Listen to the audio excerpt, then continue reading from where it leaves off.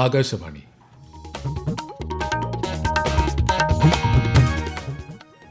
നമസ്കാരം. പ്രാദേശിക വാർത്തകൾ വായിക്കുന്നത് സുധിൻ സേനുദ്ദീൻ.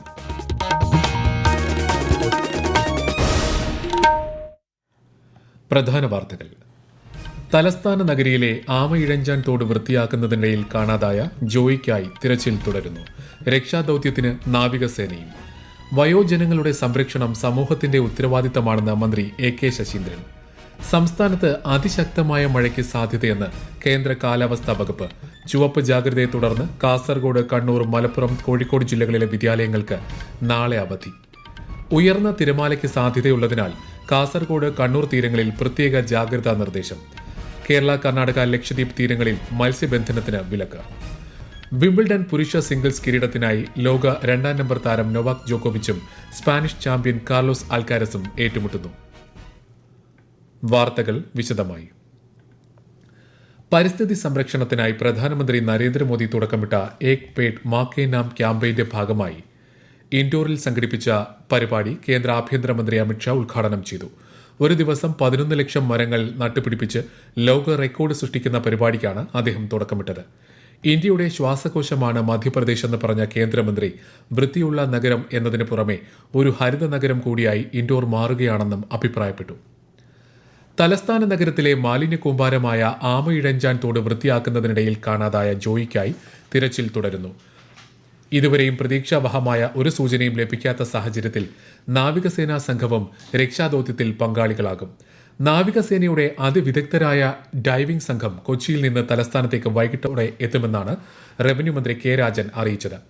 രക്ഷാപ്രവർത്തനത്തിൽ പുരോഗതി ഉണ്ടാകാത്ത സാഹചര്യത്തിൽ സർക്കാർ സഹായം തേടി നാവികസേനയ്ക്ക് കത്ത് നൽകുകയായിരുന്നു.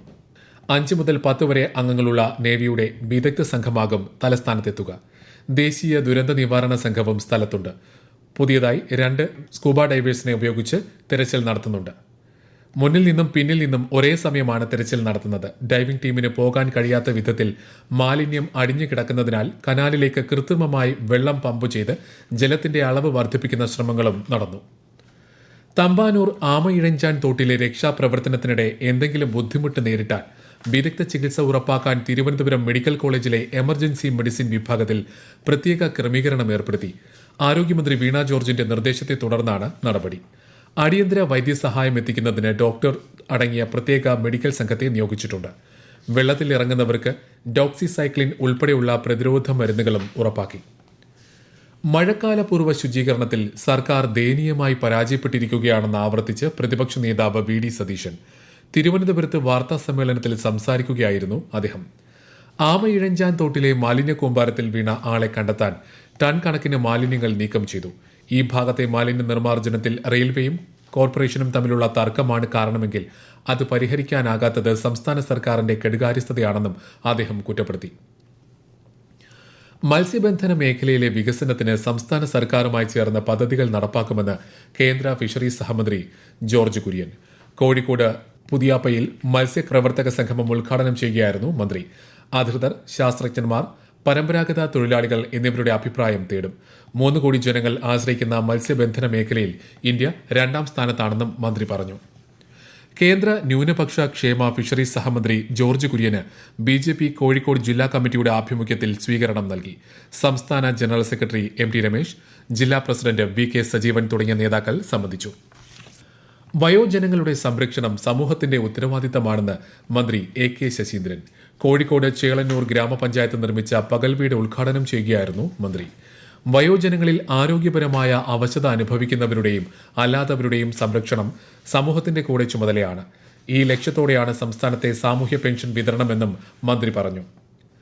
സാക്ഷരതയുടെ അർത്ഥം കാലത്തിനനുസരിച്ച് മാറുന്നതാണെന്നുള്ള ബോധ്യം ജനങ്ങളിൽ ഉണ്ടായാൽ മാത്രമേ കേരള സമൂഹത്തെ മുന്നോട്ട് നയിക്കാനാവുകയുള്ളൂ എന്ന് മന്ത്രി വി ശിവൻകുട്ടി.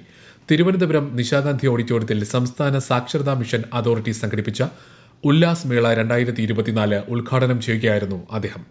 ഭരണഘടനാ അവകാശങ്ങൾ സംരക്ഷിക്കുക, വികസനവും ക്ഷേമവും എല്ലാവരിലും എത്തിക്കുക, തുല്യനീതി ഉറപ്പാക്കുക, പഠനം മുടങ്ങിയവരെ പഠന പ്രക്രിയയുടെ ഭാഗമാക്കുക തുടങ്ങിയ നയങ്ങൾ പ്രാവർത്തികമാക്കാനുള്ള സജീവ പ്രവർത്തനങ്ങളാണ് സാക്ഷരതാ മിഷൻ നടത്തിവരുന്നതെന്നും മന്ത്രി പറഞ്ഞു.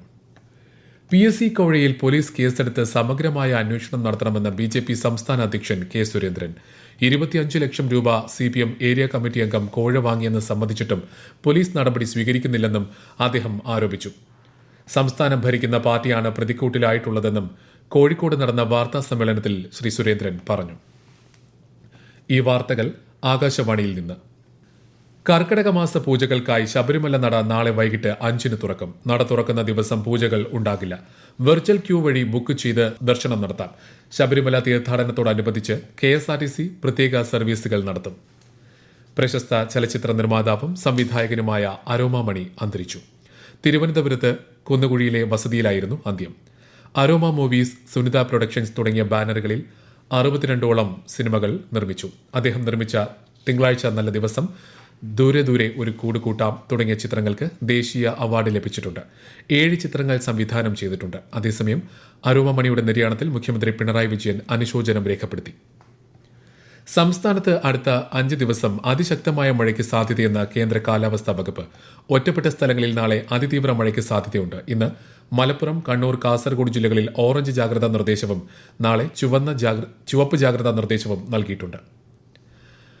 മഴ ശക്തമാകുന്ന സാഹചര്യത്തിൽ കണ്ണൂർ, കോഴിക്കോട്, മലപ്പുറം ജില്ലകളിലെ അംഗനവാടികൾ, പ്രൊഫഷണൽ കോളേജുകൾ ഉൾപ്പെടെയുള്ള വിദ്യാഭ്യാസ സ്ഥാപനങ്ങൾക്ക് നാളെ ജില്ലാ കളക്ടർമാർ അവധി പ്രഖ്യാപിച്ചു.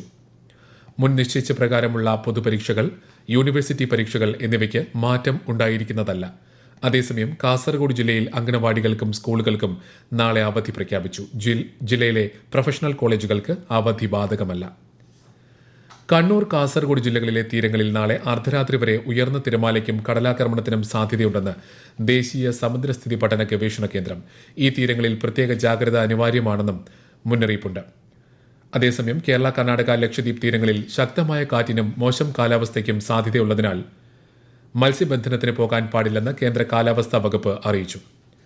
കാസർഗോഡ് ജില്ലയിൽ ത്രൈവ് പദ്ധതിയുടെ വോളണ്ടിയർമാർക്കുള്ള കാര്യശേഷി വികസന ക്യാമ്പ് ആരംഭിച്ചു. വിശദാംശങ്ങളുമായി ആകാശവാണി കാസർഗോഡ് ജില്ലാ പ്രതിനിധി പി ജഗന്നിവാസൻ. സാമൂഹ്യ സന്നദ്ധ സേന, കേരള യൂത്ത് ലീഡർഷിപ്പ് അക്കാദമി, പട്ടികവർഗ വികസന വകുപ്പ് എന്നിവയുടെ സംയുക്താഭിമുഖ്യത്തിൽ ത്രൈവ് പരിശീലന ക്യാമ്പ് കാസർഗോട്ട് ആരംഭിച്ചു. സംസ്ഥാനത്തെ മോഡൽ റെസിഡൻഷ്യൽ സ്കൂളുകളിലെ വിദ്യാർത്ഥികളിലെ ആസ്പിരേഷൻ വളർത്താനുള്ള കേരള സർക്കാർ പദ്ധതിയാണ് ത്രൈവ് അല്ലെങ്കിൽ tribal higher secondary and interactive ventures for excellence. ജില്ലയിലെ തെരഞ്ഞെടുത്ത 5 കോളേജുകളിൽ നിന്നുള്ള 50 വോളണ്ടിയർമാരാണ് പൊലിയം തുരുത്ത് ഇക്കോ വില്ലേജിൽ 3 ദിവസം നീണ്ടു നിൽക്കുന്ന റെസിഡൻഷ്യൽ ക്യാമ്പിൽ പങ്കെടുക്കുന്നത്. പരിശീലനം ലഭിച്ച വളണ്ടിയർമാർ ശനി, ഞായർ ദിവസങ്ങളിൽ പരവനൊടുക്കം MRS സ്കൂളിൽ വ്യത്യസ്ത വിഷയങ്ങളിൽ കുട്ടികളുമായി സംവദിക്കും. വിംബിൾഡൺ ടെന്നീസിൽ പുരുഷ സിംഗിൾസ് ഫൈനൽ മത്സരം ലണ്ടനിലെ ഓൾ ഇംഗ്ലണ്ട് ക്ലബിന്റെ ഐക്കണിക് സെന്റർ കോർട്ടിൽ പുരോഗമിക്കുന്നു. ലോക 2ാം നമ്പർ താരം നൊവാക് ജോക്കോവിച്ചും നിലവിലെ സ്പാനിഷ് ചാമ്പ്യൻ കാർലോസ് ആൽക്കാരസുമാണ് കിരീടത്തിനായി ഏറ്റുമുട്ടുന്നത്. നൊവാക് ജോക്കോവിച്ച് 7 തവണ ചാമ്പ്യനായപ്പോൾ ആൽക്കാരസ് ഇത് 2ാം തവണയാണ് വിംബിൾഡൺ ഫൈനലിൽ മത്സരിക്കുന്നത്. പ്രധാന വാർത്തകൾ വീണ്ടും. തലസ്ഥാന നഗരിയിലെ ആമയിഴഞ്ചാൻ തോട് വൃത്തിയാക്കുന്നതിനിടയിൽ കാണാതായ ജോയിക്കായി തിരച്ചിൽ തുടരുന്നു. രക്ഷാദൌത്യത്തിന് നാവികസേനയും. വയോജനങ്ങളുടെ സംരക്ഷണം സമൂഹത്തിന്റെ ഉത്തരവാദിത്തമാണെന്ന് മന്ത്രി AK ശശീന്ദ്രൻ. സംസ്ഥാനത്ത് അതിശക്തമായ മഴയ്ക്ക് സാധ്യതയെന്ന് കേന്ദ്ര കാലാവസ്ഥാ വകുപ്പ്. ചുവപ്പ് ജാഗ്രതയെ തുടർന്ന് കാസർഗോഡ്, കണ്ണൂർ, മലപ്പുറം, കോഴിക്കോട് ജില്ലകളിലെ വിദ്യാലയങ്ങൾക്ക് നാളെ അവധി. ഉയർന്ന തിരമാലയ്ക്ക് സാധ്യതയുള്ളതിനാൽ കാസർഗോഡ്, കണ്ണൂർ തീരങ്ങളിൽ പ്രത്യേക ജാഗ്രതാ നിർദ്ദേശം. കേരള, കർണാടക, ലക്ഷദ്വീപ് തീരങ്ങളിൽ മത്സ്യബന്ധനത്തിന് വിലക്ക്. വിംബിൾഡൺ പുരുഷ സിംഗിൾസ് കിരീടത്തിനായി ലോക 2ാം നമ്പർ താരം നൊവാക് ജോക്കോവിച്ചും സ്പാനിഷ് ചാമ്പ്യൻ കാർലോസ് ആൽക്കാരസും ഏറ്റുമുട്ടുന്നു. പ്രാദേശിക വാർത്തകൾ കഴിഞ്ഞു. അടുത്ത വാർത്താ പ്രക്ഷേപണം 7:25.